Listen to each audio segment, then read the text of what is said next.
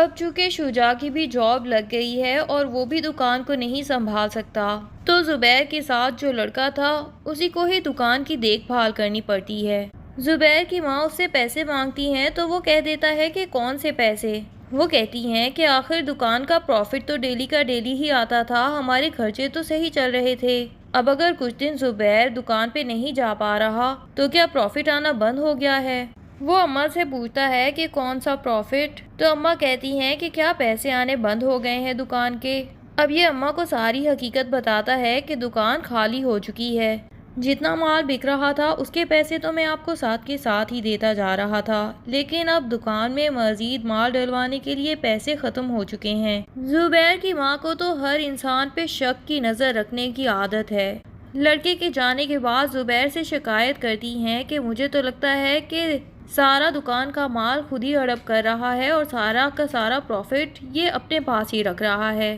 زبیر کہتا ہے کہ اماں، میں روزانہ کا ہی مال نیا لے کے آتا تھا، اب اتنے دن ہو گئے ہیں کہ میں تو جا ہی نہیں پایا دکان پہ اور شجاع بھی خیال نہیں رکھ پاتا۔ یہ تو اس بھلے آدمی کا شکریہ ہے کہ ہمارا سامان ایکسپائر نہیں ہو رہا، وہ دکان سنبھال کے بیٹھا ہے اور جتنا وہ پروفٹ لا رہا ہے میں اچھے سے جانتا ہوں، اتنا ہی پروفٹ بنتا ہے روز کا۔ ساتھ ہی اماں سے کہہ دیتا ہے کہ آپ نے تو اسی طرح زینت کے اوپر بھی بہت سے الزامات لگائے اور کبھی بھی اس کی شکر گزار نہیں ہوئی۔ اماں کہتی ہیں کہ میں نے زینت پہ کون سے الزامات لگا دیے؟ تو زبیر جو کہ پہلے ہی ٹوٹ چکا ہے وہ کہہ دیتا ہے کہ زینت کے اوپر جتنے ظلم ہم لوگوں نے توڑے ہیں ہم نے تھوڑا سا بھی نہیں سوچا، ہم سب ہی اس کے مجرم ہیں۔ اماں تو اپنا سر پکڑ کے بیٹھ جاتی ہیں کہ یہ کہاں سے زینت اس کو یاد آ گئی، لیکن زبیر بھی اپنی بات کمپلیٹ کرتا ہے اور کہہ دیتا ہے کہ ہم سب تو خدا کو بھلائے بیٹھے تھے، زینت میرے سامنے مظلوم تھی اور مجھ پہ ڈیپینڈنٹ تھی،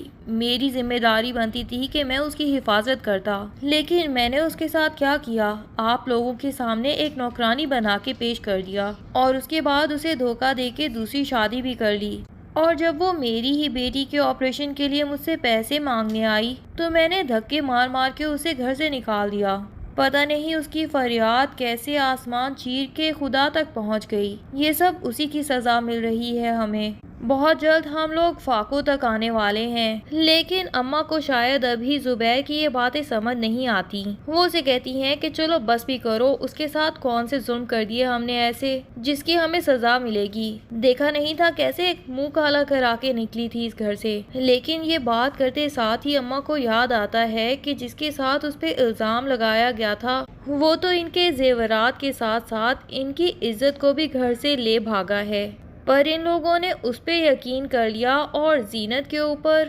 تہمت لگانے میں دیر ہی نہیں کی۔ دوسری طرف جہانگیر اور ستارہ ہوٹل سے تو نکل آتے ہیں لیکن اپنا سامان چیک کرنا بھول جاتے ہیں کہ ان کا سارا مال اور زیورات بیگ میں موجود بھی ہیں کہ نہیں۔ جہانگیر ستارہ کو اپنے گاؤں میں لے آتا ہے اور اسے سب سچ بتا دیتا ہے کہ میں کوئی امیر کبیر نہیں، نہ ہی میری کوئی حویلیاں ہیں، بس گاؤں میں چھوٹا سا گھر تھا اور میں اکیلا ہی کمانے کے لیے شہر میں نکل گیا، لیکن آگے جو حالات ہیں تمہارے سامنے ہی ہیں۔ ستارہ ویسے تو صرف امیر آدمی دیکھ کے پھنسانے والی عورت تھی، لیکن اب جب دیکھتی ہے کہ اس کے پاس تو اور کوئی راستہ ہی نہیں ہے تو یہ کڑوا گھونٹ بھی بھر لیتی ہے اور جہانگیر کے ساتھ اس کے گاؤں ہی چلی جاتی ہے۔ یہاں بیٹھ کے جہانگیر کہتا ہے کہ میں اپنے بھائی کا انتظار کر رہا ہوں،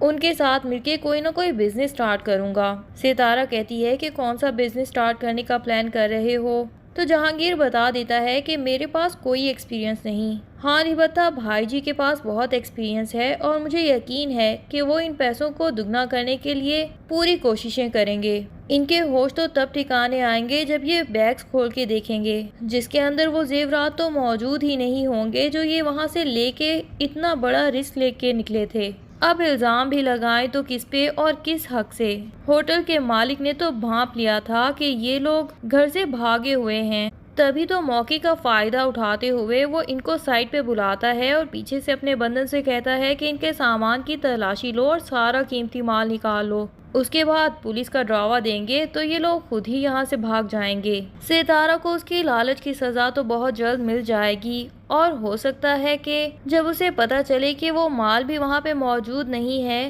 تو اسے احساس ہو کہ جہانگیر سے تو زبیر ہی 100 درجے بہتر تھا۔ کم از کم اس کے گھر میں سکون کا سانس تو لے سکتی تھی، اور زبیر اتنا تو کماتا تھا کہ اسے سکون کی زندگی گزارنے کا موقع مل رہا تھا، لیکن زیادہ کے لالچ میں اس نے وہ بھی کھو دیا جس کی وجہ سے اس کی زندگی میں آسانیاں تھیں۔ اب یقیناً ستارہ زبیر کے پاس معافی مانگنے کے لیے پہنچ جائے گی کہ زبیر تو مجھ سے اتنی محبت کرتا تھا، یقیناً وہ میری یہ غلطی بھی معاف کر دے گا اور میں سارا کا سارا الزام جہانگیر پہ لگا دوں گی۔ دوسری طرف جہانگیر بھی یہی سوچے بیٹھا ہے کہ سارا الزام ستارہ پہ لگا دوں گا، ویسے بھی سب کو زہر ملا کھانا تو اسی نے کھلایا تھا، میں اس کیس سے باعزت بری ہو جاؤں گا۔ ان دونوں کی حیثیت تو ایک دوسرے کے سامنے بہت جلد آنے والی ہے جب پولیس ان تک پہنچ جائے گی، اور پھر گھر سے بھاری رقم کی چوری کے ساتھ ساتھ قتل کی کوشش کا الزام بھی ان کے سر لگے گا۔ تب یہ دونوں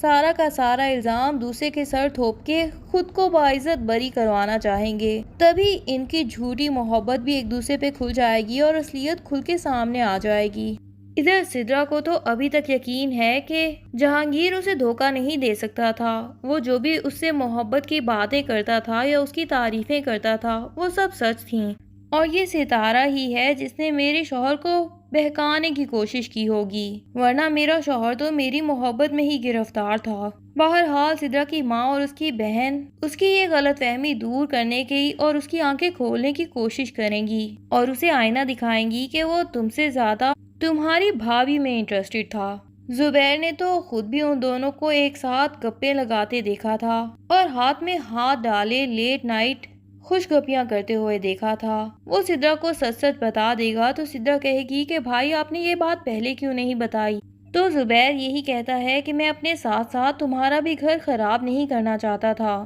اسی لیے یہ سچائی جانتے ہوئے بھی میں نے اپنا منہ بند رکھنے کی کوشش کی، لیکن شاید اچھا ہوتا کہ تبھی اس سے سوال پوچھتا۔ دوسری طرف ڈاکٹر صاحبہ کو ملک سے باہر جانے کے لیے آفر آتی ہے، لیکن وہ اپنا گھر خالی نہیں چھوڑنا چاہتی، اور وہ زینت سے کہتی ہیں کہ میں یہی چاہتی تھی کہ میں کسی نہ کسی کو اس گھر میں بٹھا کے جاؤں، اور مجھے اب تمہارے سے زیادہ اعتبار والا اور کوئی نہیں لگتا، میں یہی چاہوں گی کہ جتنے سال مجھے باہر رہنا ہے اتنے سال تم اس گھر میں رہو، اور اپنا کاروبار بھی آرام سے یہیں پہ سٹارٹ کرو، یہاں اپنا آفس بھی بنا سکتی ہو، میں تمہیں ایک کمرہ اس کے لیے بھی دے دوں گی،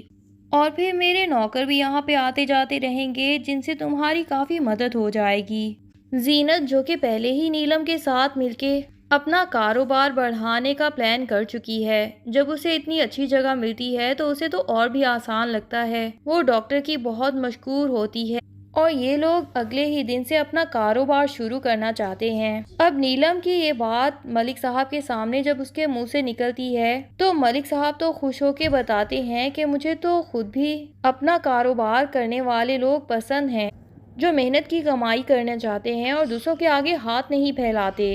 ساتھ ہی ملک صاحب بتاتے ہیں کہ میرا یہاں قریب ہی ایک آفس ہے جہاں پہ بہت سے ورکرز ہیں، ان کے لنچ کے لیے کھانے کا انتظام بھی اگر آپ لوگوں کے اسی بزنس سے ہو جائے تو یہ تو ہمارے لیے بہت بہتر ہوگا۔ نیلم اور زینت یہ پہلا آرڈر ملنے پہ اتنے خوش ہو جاتے ہیں کہ 15-20 لوگوں کا ڈیلی لنچ بنانا ہوگا، یعنی ان کا کاروبار شروع ہوتے ساتھ ہی اتنا پھیل گیا۔ زینت بہت ہی محنت اور صفائی ستھرائی کے ساتھ کھانے بنائے گی، اور اس کے ہاتھ میں اتنا ذائقہ تو ہے ہی کہ اس کی تعریف لوگوں تک پھیلتی جائے گی، اور بہت جلد وہ شہر کی ایک بہت بڑی بزنس وومن بن جائے گی۔ ادھر زبیر جو کہ پہلے ہی پچھتا رہا ہے اپنے اس رویے کے لیے جو اس نے اپنی بیٹیوں اور اپنی بیوی کے ساتھ رکھا، لیکن جب وہ زینت سے معافی مانگنے آئے گا تو زینت اتنی ترقی کر چکی ہوگی کہ وہ تو آنکھیں ملتا رہ جائے گا۔ اب آخر کس منہ سے وہ زینت سے معافی یا مدد مانگ سکے گا، یہ سب جاننے کے لیے ڈرامے کے اگلے ایپیسوڈز کا انتظار کیجیے۔ تب تک کے لیے اللہ حافظ۔ ویڈیو پسند آئے تو لائک اینڈ کمنٹ ضرور کر دیں، اور چینل کو سبسکرائب کرنا نہ بھولیے۔ Thank you.